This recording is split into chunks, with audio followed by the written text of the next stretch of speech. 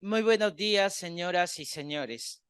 Quisiera, en primer lugar, agradecer la invitación gentil que se me ha hecho al señor superintendente, a los señores jefes registrales y a todos y todas ustedes. Bien, para hablar de la propiedad, en realidad, en esta sociedad, me gustaría comenzar repasando un poco el cómo hemos llegado hasta aquí. Pretendo en estos minutos intentar recrear lo que la sociedad ha hecho y lo que nosotros hemos conseguido con ella a partir de lo que llamamos patrimonio y lo que significa para nosotros el que esto tenga ese contenido. La propiedad en sí misma, si se puede hablar de eso, no empezó con tener cosas, fíjense ustedes. Si quisiéramos ahondar un poco en la historia, vamos a ver que las primeras sociedades todo lo tenían en común, no eran partículas de cada quien. Cuando ha venido el sedentarismo ya de estas primeras sociedades, es allí donde se empieza a hablar de lo mío, de lo tuyo, y se empieza a olvidar algo de lo nuestro, ¿no? Y entonces nos inventamos el que debía existir algo, un título, una forma, una idea que haga que lo que yo digo que es mío, realmente se es para cualquiera mío. Y el que yo traslade eso que consideraba mío, no se hizo a través de la materia. Era fundamentalmente la palabra. Y así ha pervivido, fíjense, hasta muy entrada la Edad Media. La palabra era la que valía, no el documento. Pero ha sido precisamente esa desestructuración aristotélica de la que nos hablaba la profesora Genara, la que nos hizo desconfiados. Y entonces la palabra empezó a ceder terreno al documento que se convirtió en el título. Mientras yo no vea el título, lo que me diga el otro no vale. Por cierto, por si no se han dado cuenta, el Código Civil se ha quedado todavía en esa antigua fórmula, porque la traslación inmobiliaria no requiere ningún documento, basta la palabra. Pero ahora esta sociedad nos ha impuesto otra forma de verla. El título ahora se desmaterializa. Fíjense ustedes ese recorrido. Empezamos con que no era necesario, lo volvimos indispensable y ahora ya no lo es. Quisiera ser esperanzador, aunque claro, sería más iluso que esperanzador, pero no hay problema ya, esa es una de mis características en la vida, los que me conocen, ¿no? Ser iluso. Y quisiera pensar que terminaremos donde comenzamos. Tengo algunas pistas que me alientan en esa esperanza, ¿no? El Airbnb, el renting, es decir, miren ustedes cómo son las transacciones de negocio de ahora. Como hemos ocupado todo el espacio posible, no solamente estoy hablando de horizontalidad, también estoy hablando de verticalidad. Ya no se puede hacer edificios más altos porque la zona, el terreno no lo permite, porque las bases que hemos construido sobre ella en las zapatas no lo resisten, en fin. Ya la gente no busca tener propiedades cuando viaja. Antes el turismo se movía mucho en hoteles. La pandemia radicó o erradicó, digamos, ya esa moldura. Ahora la gente cuando viaja ya no busca un sitio estático que le brinde la comodidad, sino más bien un estar. En Europa es muy de moda que se viaja por la noche y se conoce por el día. Y ya la gente prefiere renting en Europa y en Asia, ¿no? Alquilar un bien que no necesite yo comprar nada. Es más, el renting mobiliario ha avanzado a tal naturaleza en Europa a día de hoy que, por ejemplo, yo ya no compro un televisor, compro una marca. Una marca. O sea, véndame usted, no sé, un LG, un Samsung, un Philips, ¿no? Y hago el contrato. ¿De cuánto tiempo? 3 años. Yo lo fijo el tiempo. 2 años, 1 año, 3. ¿Qué pasa al final? La casa que me lo vendió de renting me dice, ¿quiere usted seguir con este televisor? Sí, sí, sí, me es indispensable. Muy bien. Lo renovamos. Se llevan el viejo y te traen un nuevo modelo. Pero, ¿qué has comprado? Ya no la cosa. Y por eso las empresas que generan artefactos ya no hacen artefactos duraderos. No sé si se han fijado. Ya los artefactos son casi descartables porque evoluciona tanto. Entonces, ¿de qué hablamos cuando hablamos de propiedad a día de hoy? A ver si puedo, ¿no? En estos minutos que se me ha dado el poder llegar a contestar. La propiedad está unida, ya para hablar de derecho, como decía don Luis María Díaz Picasso, a la Constitución económica. Pero este derecho nació dentro del liberalismo. Existen 2 corrientes en el constitucionalismo. Uno, el liberalismo, ¿no? Para no tomar todas, solamente en ese panorama. El liberalismo considera que los derechos son absolutos, ¿no? Ese es el liberalismo. Ese se plasmó en todas las primeras constituciones. Esa es la idea de la Revolución Francesa. Derechos absolutos. Pero los derechos absolutos no existen, pues. Las mismas revoluciones socialistas del siglo XX, Querétaro, Weimar, ¿no? China, dieron cuenta que no existen derechos absolutos, porque el derecho mío termina donde comienza el derecho del otro. Así de sencillo. Yo no puedo decir, porque tengo libertad ambulatoria, pues voy a atravesar tu casa, tu tierra, en fin, no puedo, ¿no? Y en algunos países eso es tan severo, por ejemplo en los Estados Unidos, a ver, métete a una finca ajena, como ellos tienen la posibilidad de portar arma, será lo último que hagas en tu vida, ¿no? Bueno, y este derecho absoluto se tradujo desde los romanos en el famoso dominum propietas, es decir, yo puedo hacer con mis cosas lo que a mí se me antoje. Eso cambió cuando se le puso la dosis de funcionalidad social a la propiedad. Ya no puedes hacer eso con la propiedad. No porque tienes un vehículo puedes pasarte luz roja. No porque tienes una casa puedes construir hasta el cielo. No porque tienes un bosque puedes talar los árboles, etcétera. Tu propiedad empieza a tener límites, ¿no? Y eso hace que empiecen a aparecer las características de la propiedad. Yo puedo usarla, yo puedo disfrutarla, yo puedo trasladarla a quien yo quiera y si me la quitan, yo puedo recuperarla. Butendi, fruendi, abutendi, vindicandi. ¿Mm? Pero esta propiedad, ¿cómo comenzó? Fíjense ustedes, para que vean cómo hemos llegado a día de hoy. Los griegos, ya, esto fíjense hasta tanto antes, los griegos empezaron con una regla absoluta, la famosa traducida en romano nemo plus iuris. Nadie puede darle a otro aquello que no es suyo, aquello que no tiene. Nemo plus iuris. Esa era una regla para ellos absoluta. O sea, si yo adquiría el cerro de enfrente, tenía que poder acreditar quién me lo dio, quién me lo vendió.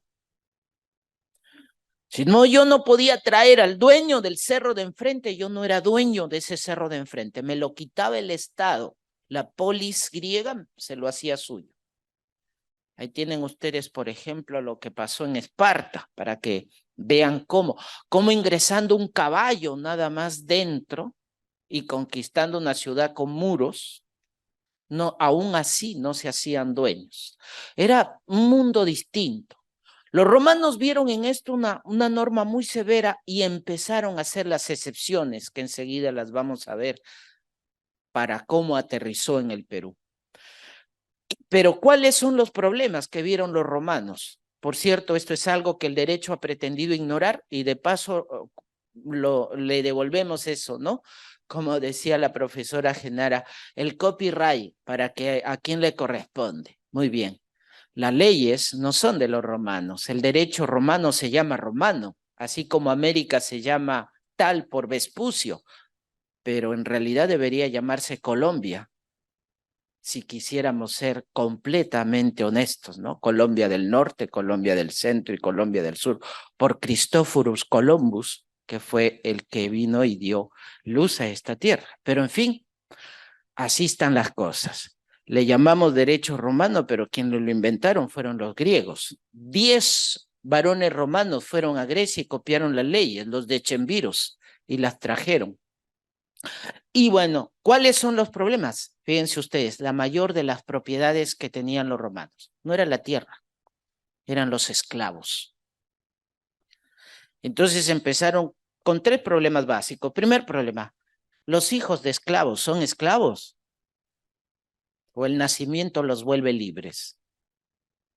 Número 2, ¿los medio esclavos son esclavos? ¿Cuáles son los medio esclavos? Los hijos de la esclava que tienen por padre al amo, o los hijos de la libertad que tienen por padre al esclavo. ¿Qué son? Como machistas que siempre hemos sido, ¿no? Fieles al machismo, lo más fácil de solucionar fue, si el papá es libre, el hijo es libre, ¿no? Pero si la mamá es esclava, el hijo es esclavo. Y luego vinieron problemas más gordos, que no son los problemas de quién nació, quién le dio la genética, ¿no? Vienen problemas serios. ¿Qué pasa con los esclavos que se esconden, se fugan? Si alguien lo recupera al esclavo y le da acogida, ¿ese esclavo es res nullius, o sea, cosa de nadie? ¿O puede haber usucapión de esclavos? Es decir, puedo prescribir por el paso del tiempo al esclavo que se metió a mi finca, que no era mío. Y por último, vienen ya los que empiezan a conquistar su voluntad por encima de la esclavitud, ¿no? El propio Brutus era un esclavo que Julio César lo liberó. Y por eso la historia narra que en sus últimas palabras le dice eso, es que tú, Brutus, es decir, tú también me vas a cuchillar, tú, mi hijo, al que le di libertad, que era un esclavo, lo manumitió, ¿no? Julio César, y así en el testamento liberaba a muchos esclavos. Entonces la pregunta era, ¿y estos? Y entonces empiezan a aparecer las excepciones a la propiedad que nos lleva al mundo actual. Empezamos a admitir que la propiedad tiene equivalentes de propiedad, ¿no? La rueda, el vapor, la combustión, la energía, la tecnología, no han sido sino motores para empezar a considerar cosas propias, ya no solamente a la tierra, sino también las cosas que se movían. Digamos, ya venían con el problema de los esclavos, se trasladó a los semovientes, los caballos, las reses, los bueyes, los toros. Pero luego vinieron más, los frutos de esto, los hijos de la vaca, las manzanas, me venden un árbol de manzanas, con manzanas todavía en flor, el árbol de manzano. Yo soy dueño de las manzanas que da ese árbol que no sembré. Nemo plus iuris. Pues sí, voy empezando a hacer excepciones. Y esa que empezó siendo una puerta chiquita se va haciendo casi un portón, ¿no? Cuando aparecen los vehículos, las armas, las industrias, las joyas, ¿no? ¿De quién es el dueño de la joya? El minero que sacó el oro de la veta de la tierra. o el joyero que la transformó en un arete? Todas esas preguntas que para nosotros, claro, veo sus caras y me dicen, este no está hablando de nada, pues por cierto, parece cosa de nada. Bueno, vamos a profundizarlas un poco. La desmaterialización de todo. Las criptomonedas, los Bitcoin, por ejemplo, a día de hoy. Y bueno, me dirán, sí, pero eso todavía es mucho del artilugio cibernético. Bueno, si quieren mirarlo así. Pero mírenlo ustedes desde una fórmula diferente. ¿Ya? ¿Cómo va a ser el registro público cuando se profundice el tema de la venta futura de propiedad? ¿Cómo van a hacer para inscribir el departamento 503 que va a estar ubicado aquí? Aquí. Oiga, aquí no se ve nada. No, pues aquí en unos 20 años, pero aquí va a estar ubicado. ¿Cómo van a hacer para registrar eso?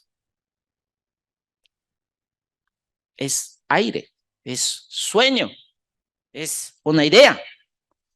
No, eso no va a pasar. Bueno, sépanse que está pasando. Simplemente, si quieren, cierren los ojos, denle espalda. ¿Cómo van a hacer para inscribir eso que no existe? ¿Cómo van a hacer para darle seguridad a eso que no existe? Veamos si las leyes que tenemos, si la forma y la dinámica de la dogmática que manejamos nos permite hacerlo. El artículo 70 de la Constitución y el 923 del Código Civil, tal cual están inscritos hasta ahora, a ver si nos permite. Primero dice, para que se reconozca la propiedad como inviolable, aquí todavía hay un sesgo un poco de liberalismo, ¿no? Propiedad inviolable. Esto hay que leerlo no en literal, por si acaso, para poderlo entender. Es inviolable, pero siempre y que se ejerce en armonía con el bien común y dentro de los límites de la ley. Yo no puedo inscribir un bien robado, pero ¿cómo puedo hacer para saber que he robado? A mí me toca escribirlo. Si he robado, no, eso le toca al juez, al fiscal, al policía. El 903 nos indica que es un poder jurídico. Entonces, la propiedad tiene dos dimensiones constitucionales. La dimensión objetiva es una cosa que permite se llama esto, Aristóteles lo llamaba materialización ideática, es decir, que mi idea se convierte en una materia. Les pongo un ejemplo pequeño para que se entienda lo que digo. Si yo les pidiera que me traigan una naranja, sería fácil que me la traigan. Si yo les pidiera que me traigan un vehículo Toyota rojo, sería fácil. Bueno, no tan fácil, no creo que puedan meterlo por acá, pero vamos, me entienden la idea. Pero si yo les dijera, me pueden traer a la justicia. Antes empleaba el ejemplo, me pueden traer a la libertad, y alguien se paró por ahí y la trajo de la mano a su sobrina. Se llama libertad, se la presento, ¿no? Pero claro, no me refería a eso. Al valor, justicia, ¿lo puedo traer? No, entonces no existe. Claro que existe. Yo no te puedo traer la idea, valor, justicia, pero sí te puedo traer actos justos a partir de los cuales puedes tú materializar, objetivizar la justicia. Yo no puedo traerte a la libertad, pero te puedo traer actos libres, etcétera, ¿no? Esa objetivación no solamente va en ida. Nosotros hemos visto la propiedad como derecho. Pues hoy día intento presentarles en los minutos que tengo también como deber. Y luego está la parte funcional, a la que hemos ignorado y está en la segunda parte, fíjense ustedes, del artículo 70, en armonía con el bien común. Eso todos le hemos puesto un parche al ojo y solo miramos una sola parte, ¿no? Propiedad, ¿está dentro de la ley? Sí, muy bien. El fiscal no acusa, el juez no juzga, el registrador inscribe dentro de la ley. Está bien, pero falta lo primero. Armonía con el bien común. ¿Y cómo se disuelve eso? se disuelve primero entendiendo que hay dos tipos de derechos, ¿ya? Existen muchas clasificaciones, pero me he tomado solo la de Karl Loewenstein, los derechos en sentido satisfactivo, es decir, aquello que me causa satisfacción como derecho. Primero están los autosatisfactivos. Este tipo de derechos no necesito yo ayuda de nada, de nadie. Puedo ejercitarlo solo por mi propia voluntad, como por ejemplo vivir. Claro, ustedes me dirán, nacer no, necesita de sus padres. Sí, pero no, ya una vez nacido, mi vida depende de mí más que de otras personas. La identidad, la conciencia, el pensamiento, la religión, la dignidad. Yo no necesito relacionarme con para ser digno. Soy digno por, ¿no? Fíjense ustedes. Aunque mucha gente todavía se ha quedado en eso, ¿no? Que cree que es digno por con quién te juntas, por con quién vives, por con quién te relacionas, ¿no? La dignidad no necesita relación. Es tu ser por ser quien eres, hombre, mujer, niño, niña, adolescente, en fin, por quien eres y quieres ser, ¿no? Pero no son los únicos derechos que tenemos. Están todos los otros relacionales, los cuales para existir inevitablemente, ineludiblemente necesito relacionarme con otros. Por ejemplo, el derecho a la igualdad. No puede haber igualdad ni derecho a no discriminarme si no hay otro con quien me relacione. Si yo fuese solito en el mundo, no puedo hablar de discriminación, ni de igualdad. En fin, para no hacer en aras del tiempo, la propiedad. No puede haber propiedad si yo no entiendo que ese es un derecho que ejercito relacionándome con otros, aun cuando esos otros sean solo los míos, por ejemplo, mi familia, porque ulteriormente solo mi familia va a poder heredar lo que es mío, ¿ya? Incluso no teniendo hijos, porque está la cónyuge, están los padres, están los hermanos. Es más, no sé, no tengo padres, no tengo hermanos, no me he casado, no quiero casarme. Perfecto, muy bien. La sociedad son los míos, se vuelve los míos y por eso pasa a la beneficencia pública, no a cualquier lado, sino a sitio benéfico público, porque se entiende superlativamente que el hombre es solo para vivir bien. Pero tenemos una regla. Yo quiero traficar la propiedad. Muy bien. Necesito para eso dos ingredientes, ¿ya? La buena fe y el que la propiedad se convierta en ganancia. Bueno, pues, esto está en una fórmula inversamente proporcional. Si yo quiero más velocidad en mi negocio, voy a tener menos seguridad. Si yo quiero más seguridad en mi negocio, voy a tener menos velocidad. No, yo necesito velocidad. Muy bien, te entrego el dinero, tú me das la llave, no me interesa cómo esté la propiedad. Ni la he visto. No sé si está registrada, no registrada, si tiene gravámenes, si tiene hipoteca, en fin. No, pero yo quiero ir a lo seguro porque te estoy dando dinero, entonces ya, muy bien, ajá. Vamos a ver primero, ¿está inscrito? ¿Ah? Voy donde un abogado, una abogada que me haga un estudio del título. Si tiene gravámenes, si tiene hipotecas, primero, por favor, evicción de saneamiento o pacto por evicción, es decir, ya, no me lo entregues saneado, pero tú te comprometes a sanearlo porque todo esto depende de. Y mientras más seguridades le ponga, ¿no?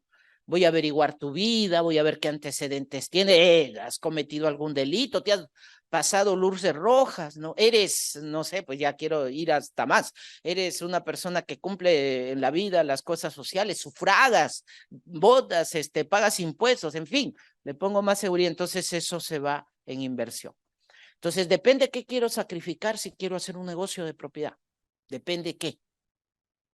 Quiero sacrificar la velocidad, entonces le aumento la seguridad.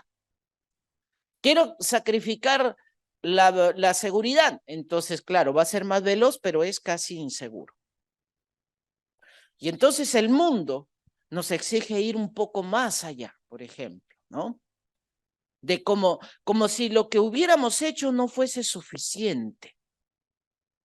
Piensen, por ejemplo, yo siempre he felicitado eso y de hecho los felicitaré cada vez que pueda, no solo porque mi padre y mi hermano son notarios, sino porque me parece increíble todo lo que aportan a una sociedad como la nuestra y a la administración pública. De todas las entidades, son siempre ustedes los que están un paso adelante.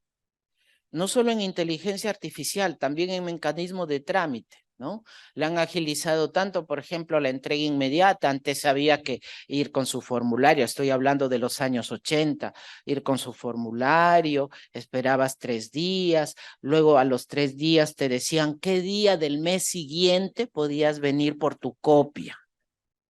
Y tú ibas al mes siguiente por tu copia y te decían cualquier cosa, menos acá está, ¿no? En cambio, ahora uno va, puedo yapearle, pásele el yape, plin si quiere, ¿no? Y venga, 5 minutos después te llega, ¡ting!, ¿no? Transacción exitosa. Y ya está tu título. Perfecto. Pero no sé si todavía nos falta un poco. Por ejemplo, tomemos solo el caso de la inmovilización, que es lo último que han sacado, que me parece increíble. Es decir, yo he comprado una propiedad, no quiero que pase esto con nadie, como una especie de bloqueo, ¿no? Entonces yo voy y solicito. Pregunto, ¿eso no debería venir con el negocio? Es decir, ¿yo para qué compro? ¿Para que luego lo tenga que asegurar? Solo se los dejo de tarea para que lo piensen, ¿no? La buena fe es el otro elemento. Don Emilio Betti la definía de esta manera. La buena fe tiene elementos internos y externos. Entre los elementos internos está la confianza, las cosas acostumbradas, la consuetudo y la equidad funcional. Para que hablemos de buena fe, primero tiene que haber confianza entre las dos personas. El blockchain es exactamente eso, fíjense ustedes. Y para ir con el ejemplo anterior, ¿no? ¿Qué pasaría si ustedes tienen, ¿no? En esa dinámica, como nos lo explicaba el doctor Córdoba anteriormente, que se basa blockchain en la confianza que existe entre registro y notario. Y si tiene ya ese aseguramiento de que ustedes no le piden al registro, ¿no? Al notario que vaya él mismo y firme delante de ustedes el parte notarial, sino que se los envíe porque está suficientemente encriptado con las firmas digitales de cada uno de los integrantes del contrato y con la fórmula. ¿Por qué eso no venir ya como un necesario plus, la inmovilización temporal? Es decir, tú haces un contrato bien hecho notarial, y esto se registra, y entonces de regalo el valor agregado, porque eso sería el registro. Vuelvo a la premisa original. Recuerden ustedes que el registro no es constitutivo. ¿De acuerdo? O sea, no es que estemos, no es que eso no lo manda la ley, tampoco lo manda el registro. La ley que dice es consensual, yo no necesito qué, pero les estoy dando esto porque estamos formando una sociedad mejor, un Perú mejor, una propiedad más sana. Muy bien, entonces de regalo viene la inmovilización, no sé, por 5 años de plus. Y claro, de paso vendrían otras cosas. Y luego viene la equidad social, por ejemplo. Esto es muy importante en esa era tecnológica. El BUI, no el vehículo, sino el Bus Unique Electric, o Electronic, perdón, no electrónico. El buzón único electrónico. Es decir, que cada ciudadano y ciudadana tenga un solo buzón electrónico oficial, nada que para Sunafil uno, para la SUNAT otro, para SUNAR otro, el correo oficial otro, y uno por si acaso para su Face otro. No, pues, ya demasiado. Y miren ustedes que existe por si acaso. Este es mi DNI. ¿Ah? Seguro que ustedes tienen uno. Quizá los que son más flojos, flojas, tienen uno todavía azul, ¿no? Bueno, pues, miren el azul, mírenlo en el reverso. ¿Qué es lo que tiene aquí? Un código de barras. ese código de barras es un buzón. Un buzón. Es una caja que almacena datos. ¿Qué datos contiene este código de barra? Primero los míos. Bueno, si almacena datos, también puede recibir datos. Y si recibe datos, eso puede ser el buzón electrónico, a donde llegue oficialmente todas las comunicaciones, todas las que tengan que ver con mi vida, y por lo tanto solo necesitaría este único documento, no necesitaría ninguno más para poder conducir mi vehículo, porque estaría en mi licencia, para poder ir a salud y atenderme, porque estaría ahí mi carnet de seguro, para poder ir a SUNAT, porque estaría ahí mi RUC.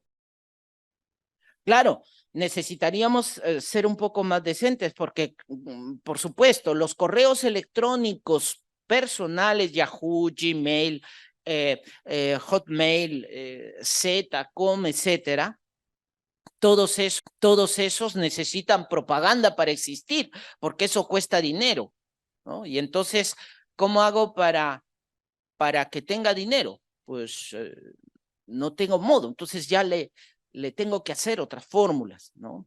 Y eso hace que tenga que haber muchísima publicidad y viene por default, no por defecto. Cuando yo entro a una página, la que quieran, ¿no? ¿Quiere usted suscribirse? Esto tiene cookies, acepta los cookies y claro, con la retahíla de todas las propagandas que vienen. Y luego te ofrecen una cosa mejor. Ah, ¿quiere usted una plataforma sin publicidad? También se la brinda, pues cuesta más, ¿no?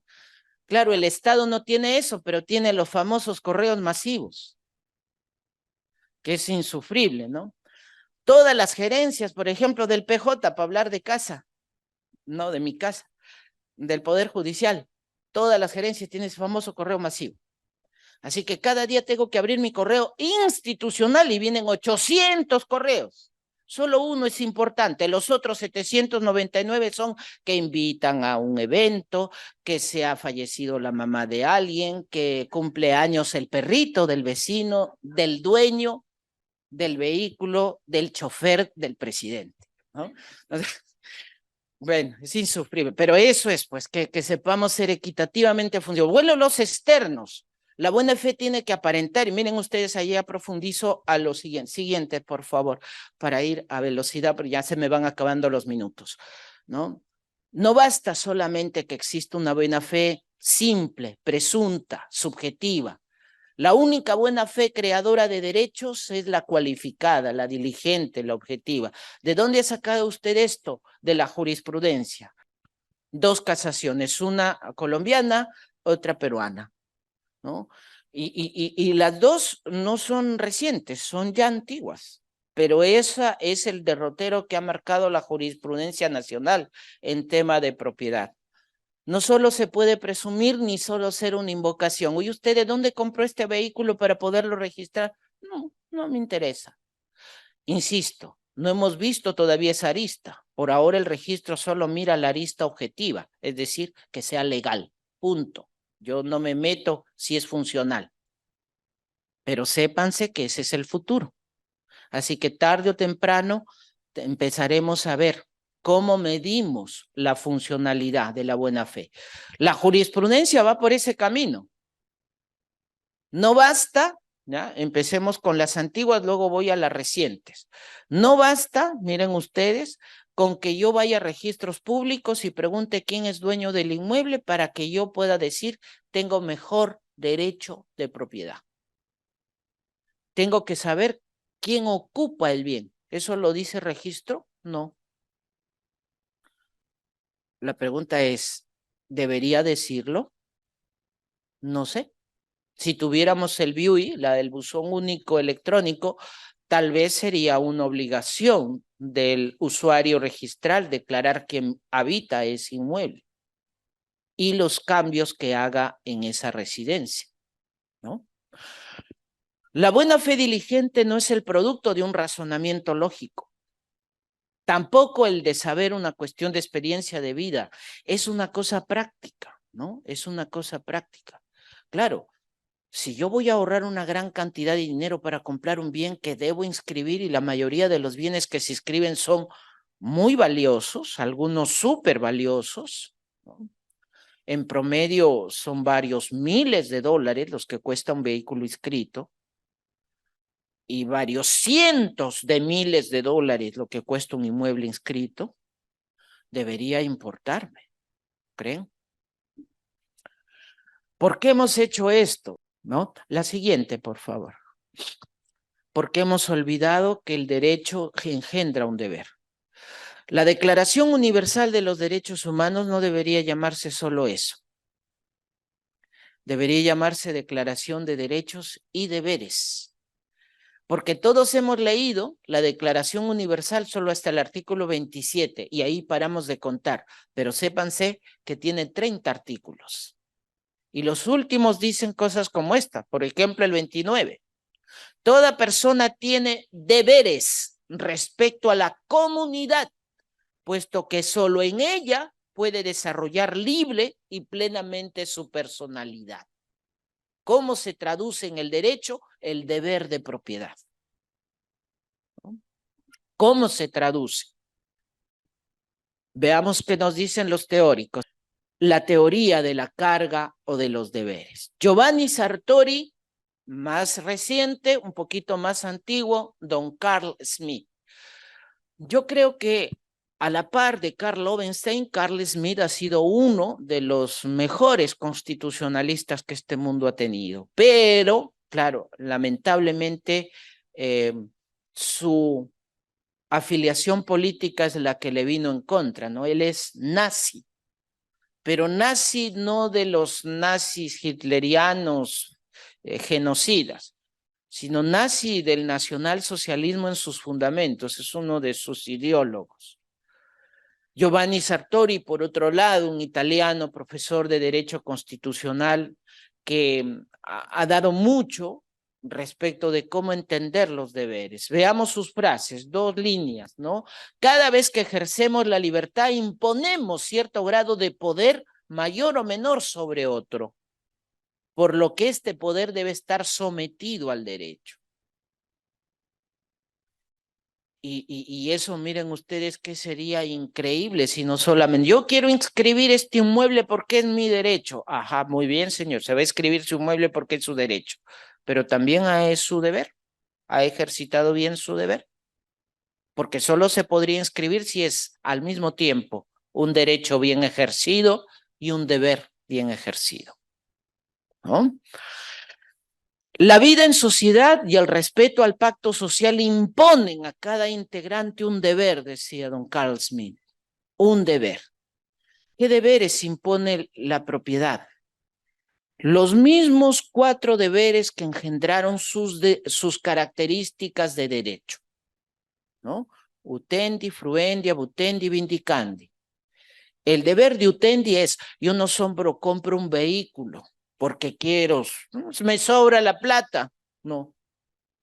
¿Para qué sirve ese vehículo? El para qué es importante.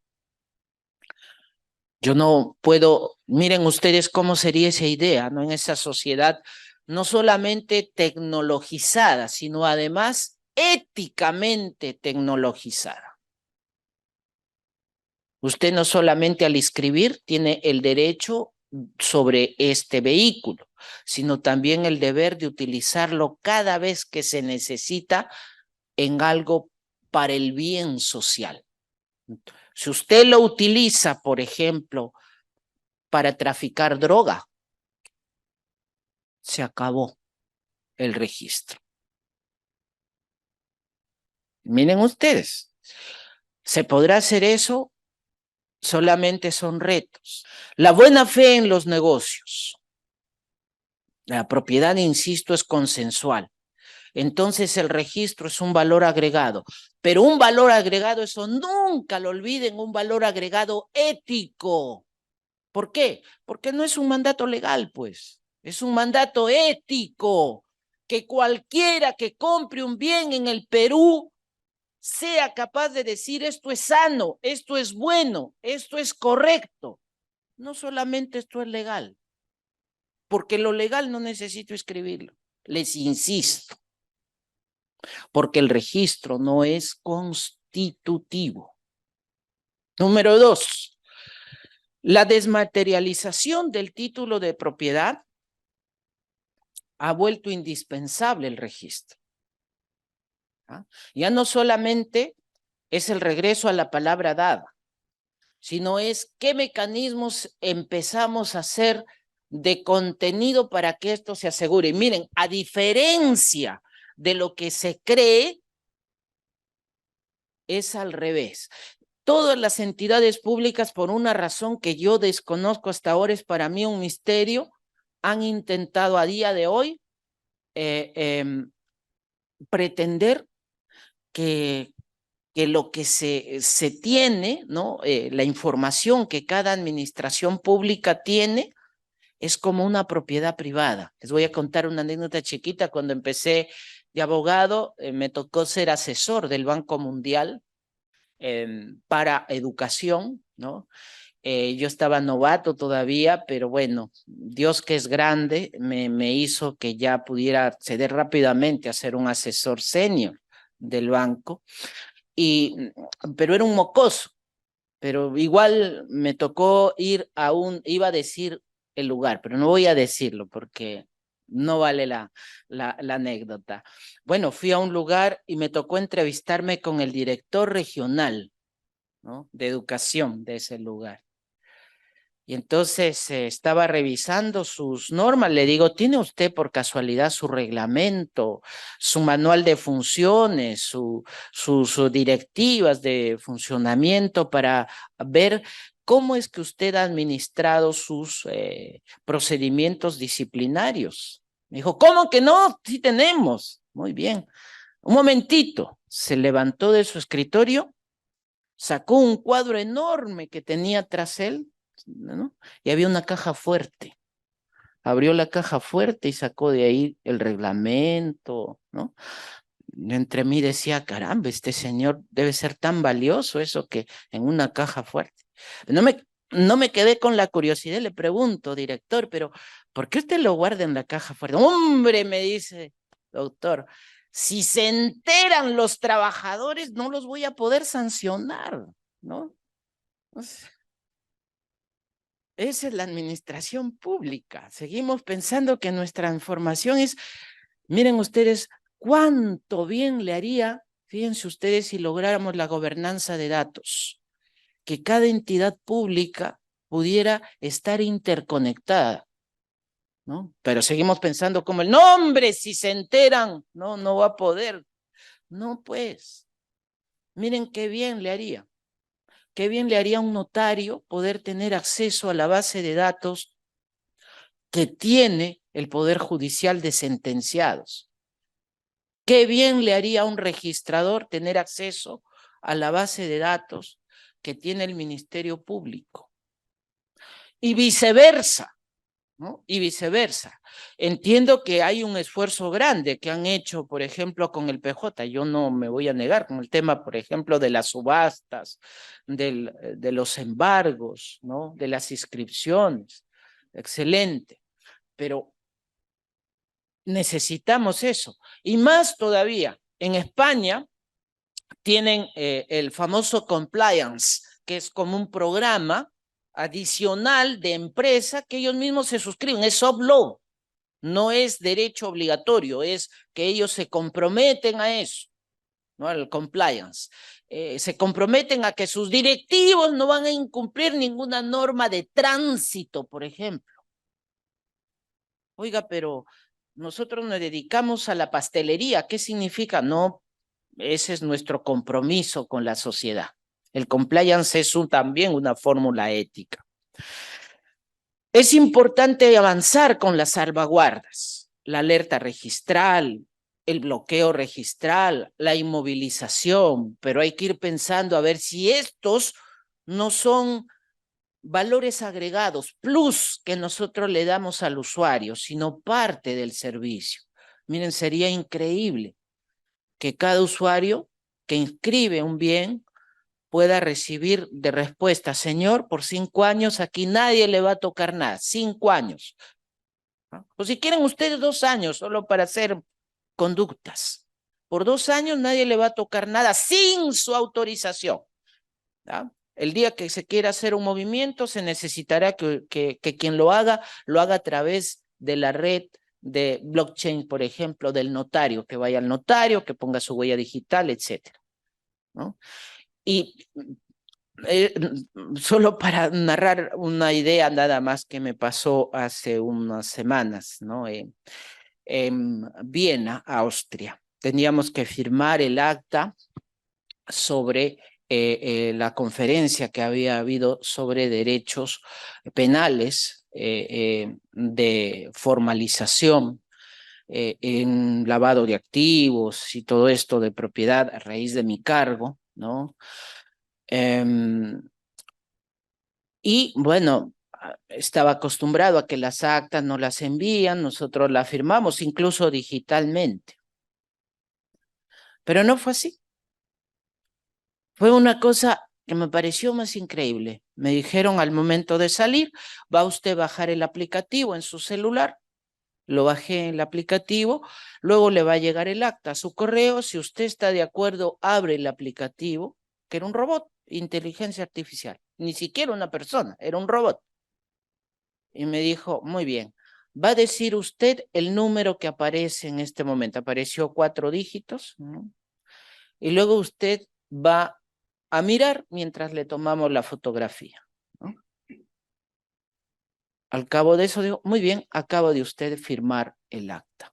Y yo le digo, ¿cómo le he firmado si no? Y apareció mi firma ahí, mi firma. ¿De dónde la sacaron? De mi DNI. ¿Y cómo cotejaron? A través de mi retina y a través de mi voz y de mi rostro. El cielo es el límite. ¿Ah? El cielo es el límite, eso es verdad. La tecnología no debe ser un obstáculo para servir mejor, un aliado para servir mejor. Ustedes me dirán, eso es Austria, no Europa. No lo sé, no lo sé si eso es, ¿no? No sé si nosotros no podemos hacerlo, no lo sé, ¿no?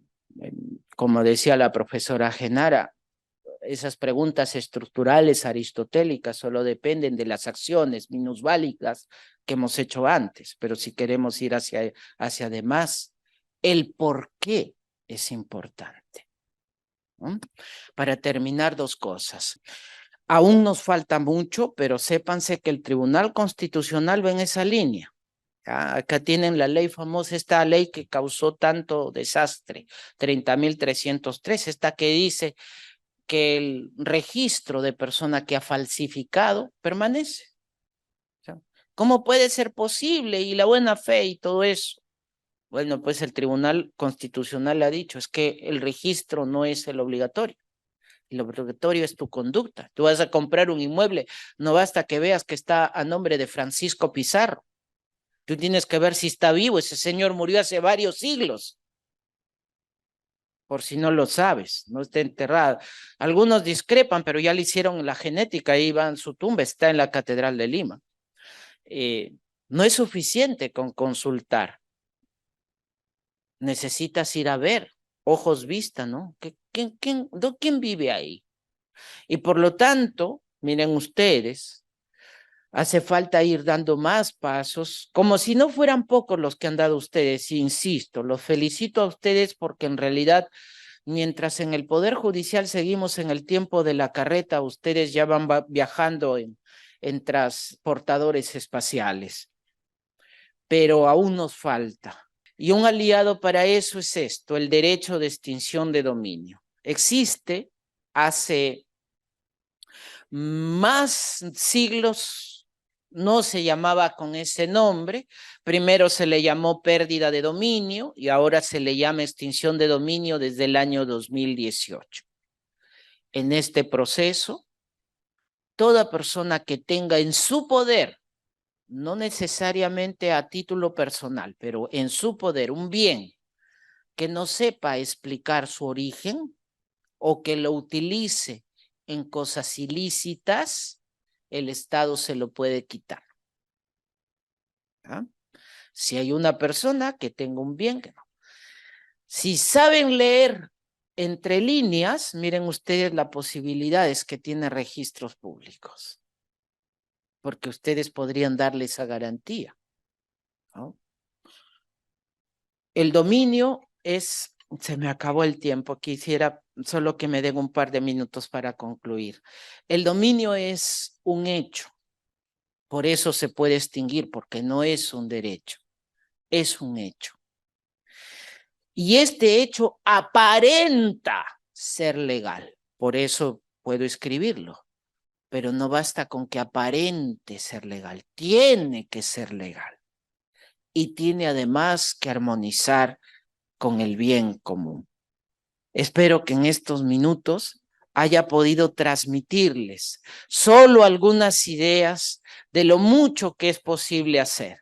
No quiero finalizar sin agradecerle reiteradamente, señor superintendente, estimados y estimadas amigos y amigas, a todos, y espero sinceramente que el Congreso les haya sido de beneplácito. Estoy seguro que con mis colegas sí, conmigo tal vez no, pero sinceramente, muchas gracias.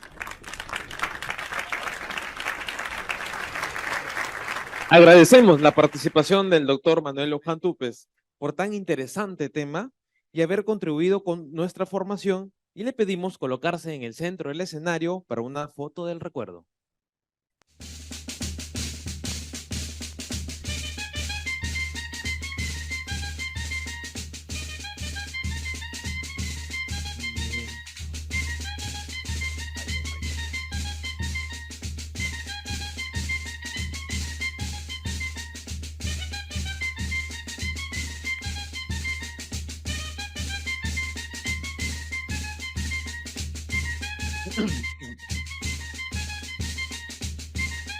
Asimismo, se le hace la entrega de un hermoso recuerdo, cerámica de Chulucanas.